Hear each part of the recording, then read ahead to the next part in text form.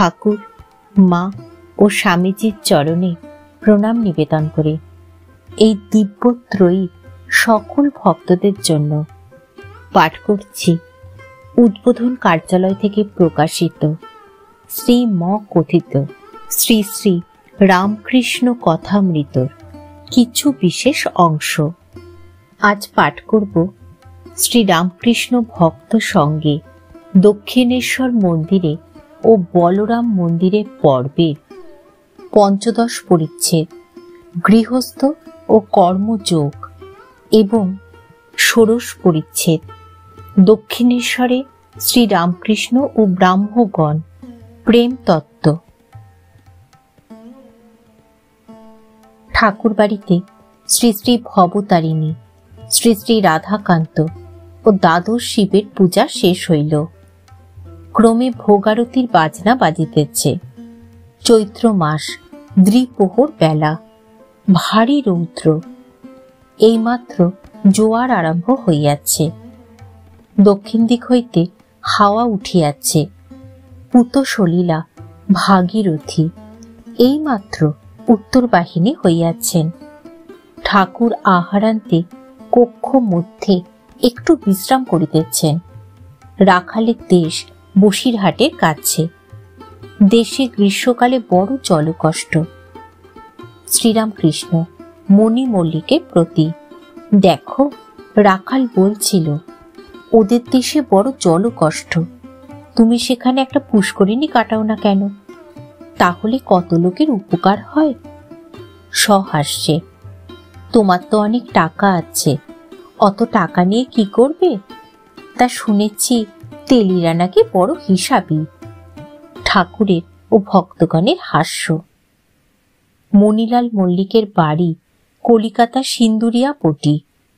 সিন্দুরিয়াপটির ব্রাহ্ম সমাজে সাংবৎসরিক উৎসব উপলক্ষে তিনি অনেককে নিমন্ত্রণ করিয়া থাকেন। উৎসবে শ্রী রামকৃষ্ণকে নিমন্ত্রণ করিয়া থাকেন। মণিলালের বরাহনগরে একখানি বাগান আছে, সেখানে তিনি প্রায় একাকী আসিয়া থাকেন ও সেই সঙ্গে ঠাকুরকে দর্শন করিয়া যান। মণিলাল যথার্থ হিসাবী লোক বটে। সমস্ত গাড়ি ভাড়া করিয়া বরাহনগরে প্রায় আসেন না। ট্রামে চাপিয়া প্রথমে শোভাবাজারে আসেন, সেখানে শেয়ারের গাড়িতে চাপিয়া বরাহনগর আসেন। অর্থের অভাব নাই। কয়েক বৎসর পরে গরিব ছাত্রদের ভরণ পোষণের জন্য এককালে প্রায় ২৫,০০০ টাকা বন্দোবস্ত করিয়া দিয়াছিলেন। মণিলাল চুপ করিয়া রহিলেন। কিয়ৎক্ষণ পরে একথা ও কথার পর কথার পিঠে বললেন, মহাশয়, পুষ্করিণী কথা বলছিলেন, তা বললেই হয়, তা আবার তেলি ফেলি বলা কেন? ভক্তেরা কেহ কেহ মুখ টিপিয়া হাসিতেছেন, ঠাকুরও হাসিতেছেন।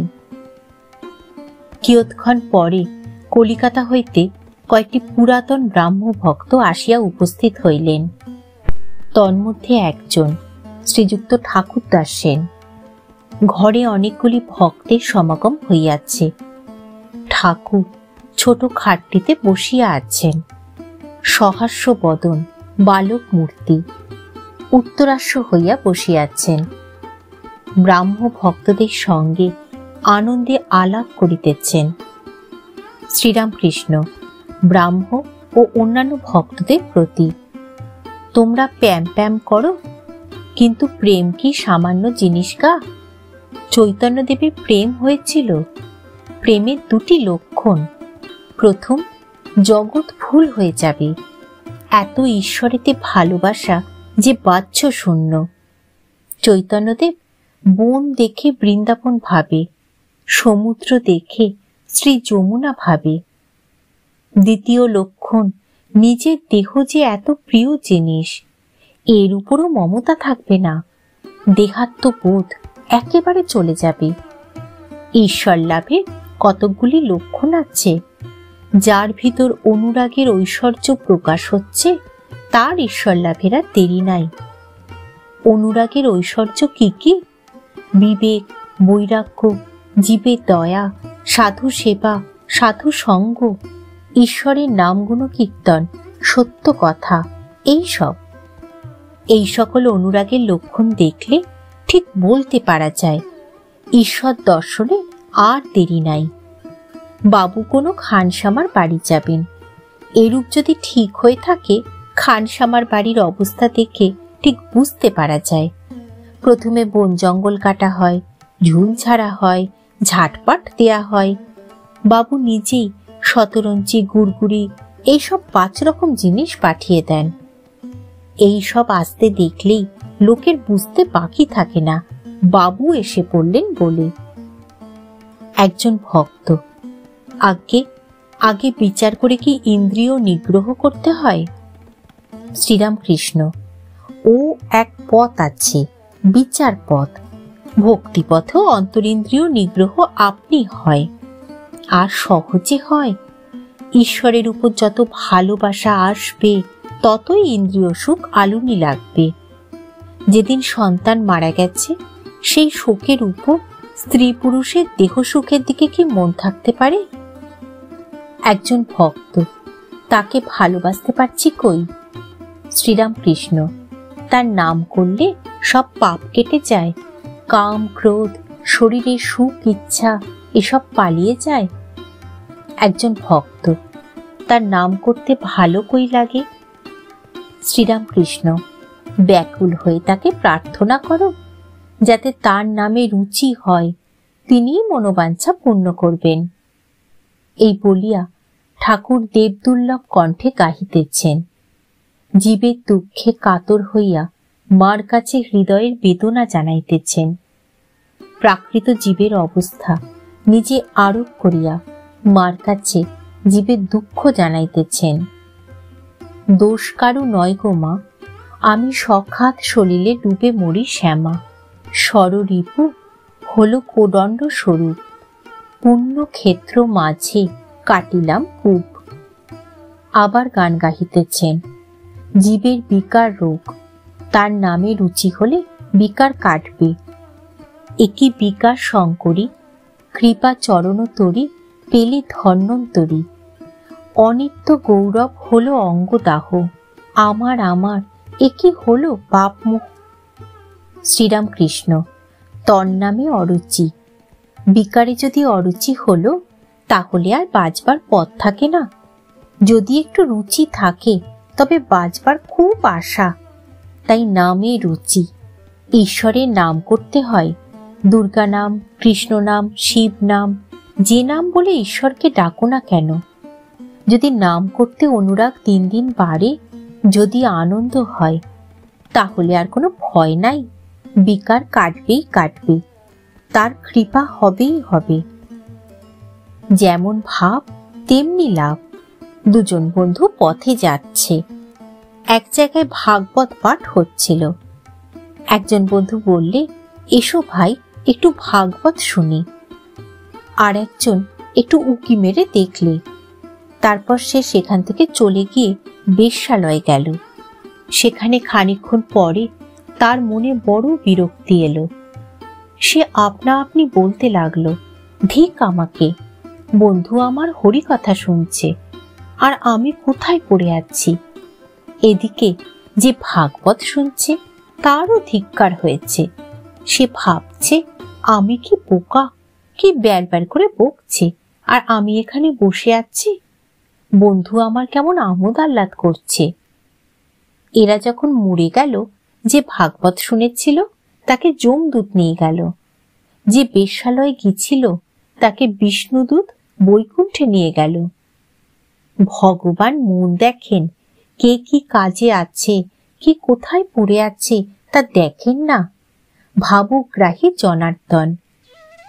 কর্তা ভজারা মন্ত্র দিবার সময় বলে, এখন মন তোর, অর্থাৎ এখন সব তোর মনের উপর নির্ভর করছে। তারা বলে, যা ঠিক মন তার ঠিক করণ, তার ঠিক লাভ। মনের গুণে হনুমান সমুদ্র পার হয়ে গেল। আমি রামের দাস, আমি রাম নাম করেছি, আমি কি না পারি, এই বিশ্বাস। যতক্ষণ অহংকার ততক্ষণ অজ্ঞান। অহংকার থাকতে মুক্তি নাই। গরুগুলো হাম্মা হাম্মা করে আর ছাগলগুলো ম্যাঁ ম্যাঁ করে। তাই ওদের কত যন্ত্রণা, কষায়ে কাটে, জুতো ঢোলের চামড়া তৈয়ার করে, যন্ত্রণা শেষ নাই। হিন্দিতে হাম মানে আমি, আর ম্যায় মানেও আমি। আমি আমি করে বলে কত কর্মভোগ। শেষে নাড়ি ভুড়ি থেকে ধুনুরির তাঁত তৈয়ার করে। তখন ধুনুরির হাতে তুহু তুহু বলে, অর্থাৎ তুমি তুমি। তুমি তুমি বলার পর তবে নিস্তার, আর ভুগতে হয় না। হে ঈশ্বর, তুমি কর্তা আর আমি অকর্তা, এরই নাম জ্ঞান।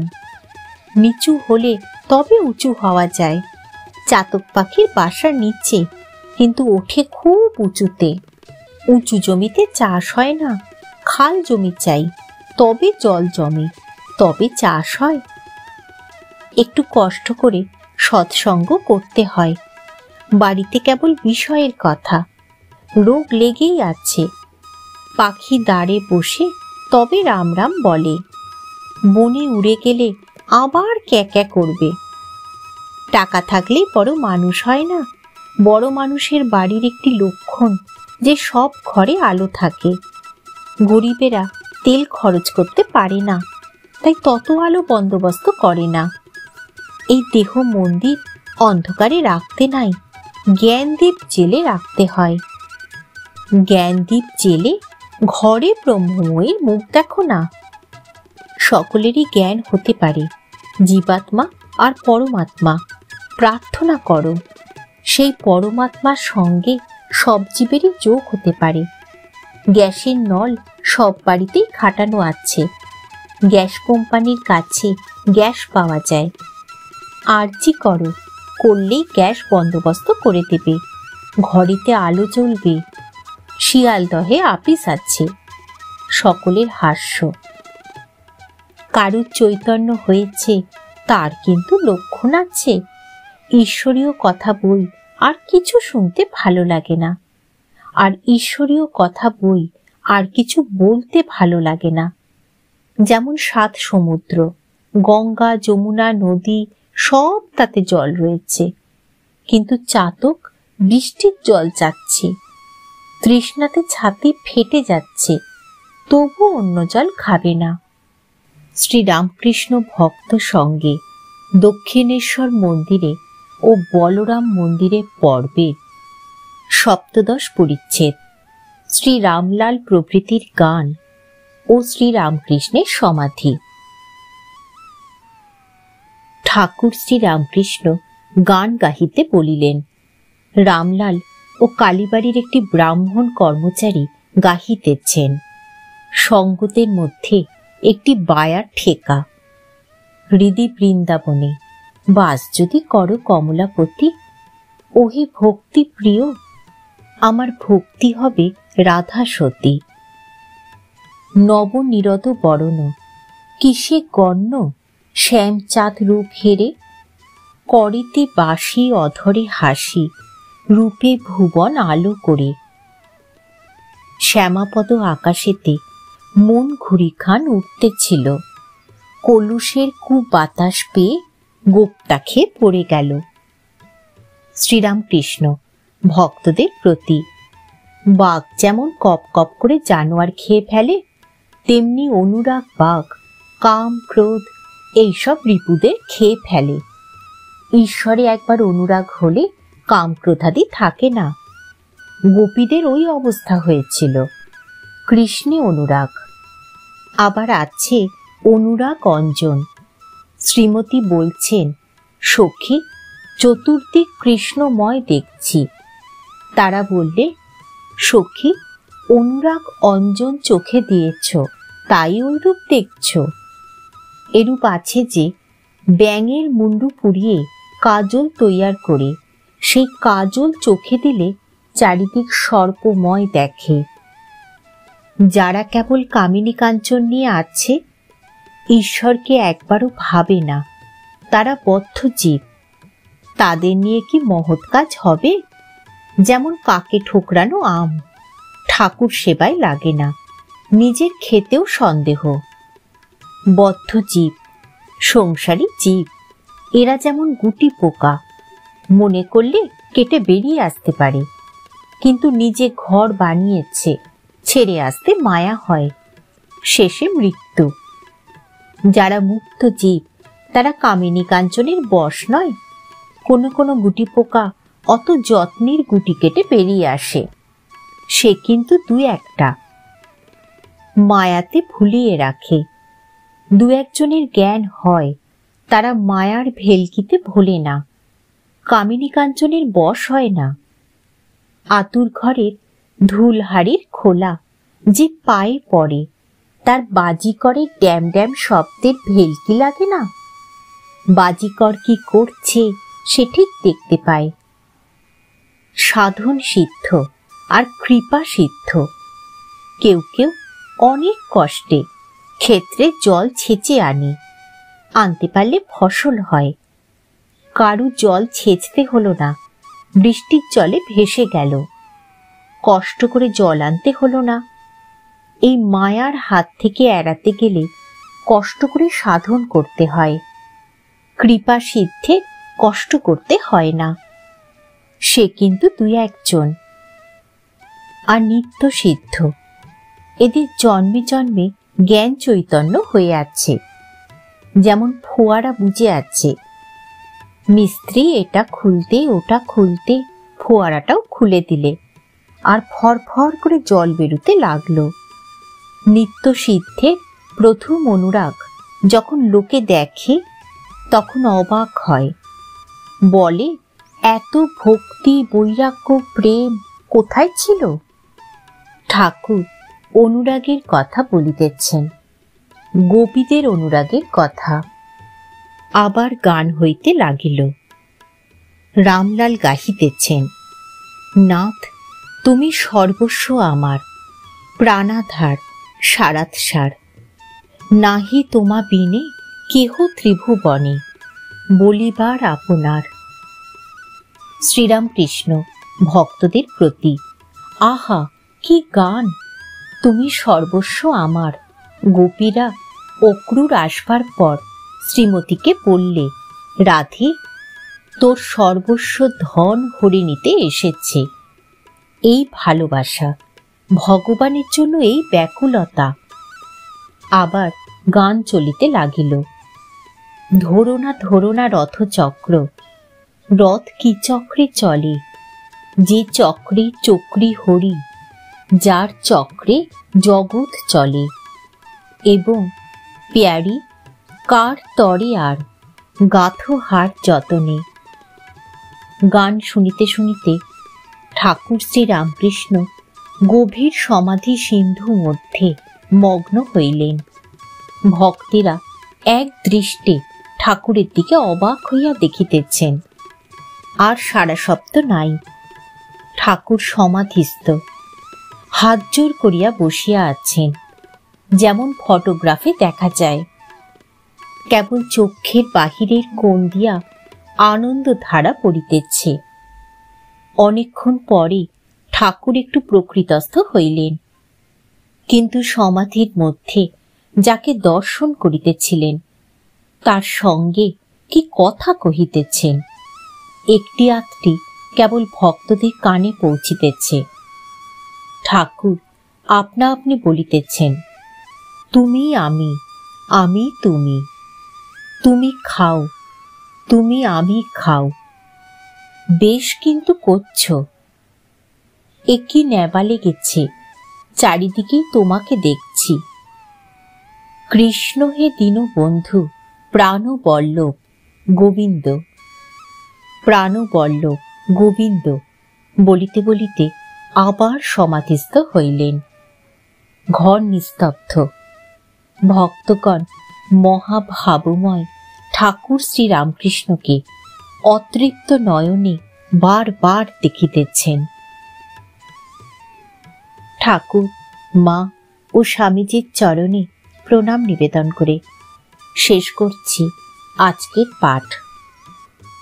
শ্রী রামকৃষ্ণ ভক্ত সঙ্গে দক্ষিণেশ্বর মন্দিরে ও বলরাম মন্দিরের পর্বের ৮ পরিচ্ছেদ শ্রীরামকৃষ্ণের ঈশ্বরাবেশ, তাহার মুখে ঈশ্বরের বাণী। এবং ঊনবিংশ পরিচ্ছেদ, অধরের প্রতি উপদেশ, সম্মুখে কাল। শ্রীরামকৃষ্ণ সমাধিস্থ ছোট খাটটিতে বসিয়া আছেন। ভক্তেরা চতুর্দিকে উপবিষ্ট। শ্রীযুক্ত অধর সেন কয়টি বন্ধু সঙ্গে আসিয়াছেন। অধর ডেপুটি ম্যাজিস্ট্রেট। ঠাকুরকে এই দ্বিতীয় দর্শন করিতেছেন। অধরের বয়স 29-30। অধরের বন্ধু শারদাচরণ পুত্র শোকে সন্তপ্ত। তিনি স্কুলের ডেপুটি ইন্সপেক্টর ছিলেন। বড় ছেলেটি মারা যাওয়াতে কোনরূপ সান্ত্বনা লাভ করিতে পারিতেছেন না। তাই অধর ঠাকুরের নাম শুনাইয়া তাহার কাছে লইয়া আসিয়াছেন। অধরের নিজেরও ঠাকুরকে দেখিবার অনেক দিন হইতে ইচ্ছা ছিল। সমাধি ভঙ্গ হইল। ঠাকুর দৃষ্টিপাত করিয়া দেখিলেন, একঘর লোক তাহার দিকে চাহিয়া রহিয়াছেন। তখন তিনি আপনা আপনি কি বলিতেছেন? ঈশ্বর কি তার মুখ দিয়া কথা কহিতেছেন ও উপদেশ দিতেছেন? শ্রীরামকৃষ্ণ: বিষয়ী লোকের জ্ঞান কখনো দেখা দেয়, একবার দীপশিখার ন্যায়, নানা সূর্যের একটি কিরণের ন্যায়। ফুটো দিয়ে যেন কিরণটি আসছে। বিষয়ী লোকের ঈশ্বরের নাম করা অনুরাগ নাই। বালক যেমন বলে, তোর পরমেশ্বরের দিব্যি। খুড়ি জেঠির কোদল শুনে পরমেশ্বরের দিব্যি শিখেছে। বিষয়ী লোকদের রোগ নাই, হলো হলো, না হলো না হলো। জলের দরকার হয়েছে, কূপ খুঁড়ছে। খুঁড়তে খুঁড়তে যেমন পাথর বেরুল, অমনি সেখানটা ছেড়ে দিলে। আর এক জায়গায় খুঁড়তে বালি পেয়ে গেল, কেবল বালি বেরোয়, সেখানটাও ছেড়ে দিলে। যেখানে খুঁড়তে আরম্ভ করেছে সেইখানেই খুঁড়বে, তবে তো জল পাবে। জীব যেমন কর্ম করে তেমনি ফল পায়। তাই গানে আছে, দোষ কারু নয় গো মা, আমি সখাত সলিলে ডুবে মরি শ্যামা। আমি আর আমার অজ্ঞান। বিচার করতে গেলে যাকে আমি আমি করছো, দেখবে তিনি আত্মা বই আর কেউ নয়। বিচার করো, তুমি শরীর না মাংস না আর কিছু। তখন দেখবে তুমি কিছু নও, তোমার কোনো উপাধি নাই। তখন আবার আমি কিছু করি নাই, আমার দোষও নাই, গুণও নাই, পাপও নাই, পুণ্যও নাই। এটা সোনা, এটা পেতল, এর নাম অজ্ঞান। সব সোনা, এর নাম জ্ঞান। ঈশ্বর দর্শন হলে বিচার বন্ধ হয়ে যায়। ঈশ্বর লাভ করেছে, অথচ বিচার করছে। তিনি সব হয়েছেন, তবে মানুষে তিনি বেশি প্রকাশ। যেখানে শুদ্ধ সত্য বালকের স্বভাব, হাসে কাঁদে নাচে গায়, সেখানে তিনি সাক্ষাৎ বর্তমান। ঠাকুর অধরের কুশল পরিচয় লইলেন। অধর তাহার বন্ধুর পুত্র শোকের কথা নিবেদন করিলেন। ঠাকুর আপনার মনে গান গাহিতেছেন।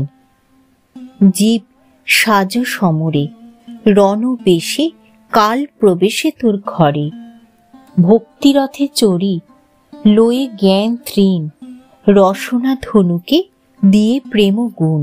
ব্রহ্মময়ীর নাম ব্রহ্ম অস্ত্র, তাহে সন্ধান করে। কি করবে? এই কালের জন্য প্রস্তুত হও। কাল ঘরে প্রবেশ করেছে, তার নাম রূপ অস্ত্র লয়ে যুদ্ধ করতে হবে। তিনিই কর্তা। আমি বলি, যেমন করাও তেমনি করি, যেমন বলাও তেমনি বলি। আমি যন্ত্র, তুমি যন্ত্রী। আমি ঘর, তুমি ঘরণী। আমি গাড়ি, তুমি ইঞ্জিনিয়ার। তাকে আম মুক্তারি দাও, ভালো লোকের উপর ভার দিলে অমঙ্গল হয় না, তিনি যা হয় করুন, তা শোক হবে না গা। রাবণ বধ হলো, লক্ষ্মণ দৌড়িয়ে গিয়ে দেখলেন, দেখেন যে হাড়ের ভিতর এমন জায়গা নাই যেখানে ছিদ্র নাই। তখন বললেন, রাম, তোমার বাণের কি মহিমা! রাবণের শরীরে এমন স্থান নাই যেখানে ছিদ্র না হয়েছে। তখন রাম বললেন, ভাই, হাড়ের ভিতর যেসব ছিদ্র দেখছ ও বাণের জন্য নয়, শোকে তার হাড় জর্জর করছে। ওই ছিদ্রগুলি সেই শোকের চিহ্ন, হাড় বিদীর্ণ করেছে। তবে এসব অনিত্য, গৃহ, পরিবার, সন্তান দুদিনের জন্য। তাল গাছই সত্য, দু একটা তাল খসে পড়েছে, তার আর দুঃখ কি? ঈশ্বর তিনটি কাজ করছেন, সৃষ্টি, স্থিতি, প্রলয়। মৃত্যু আছেই। প্রলয়ের সময় সব ধ্বংস হয়ে যাবে, কিছুই থাকবে না। মা কেবল সৃষ্টির বীজগুলি কুড়িয়ে রেখে দেবেন, আবার নূতন সৃষ্টির সময় সেই বীজগুলি বার করবেন। গিন্নিদের যেমন নেতা কাতার হাড়ি থাকে, সকলের হাস্য, তাতে শশা বিচি, সমুদ্রের ফেনা, নীল বড়ি ছোট ছোট পুঁটলিতে বাঁধা থাকে।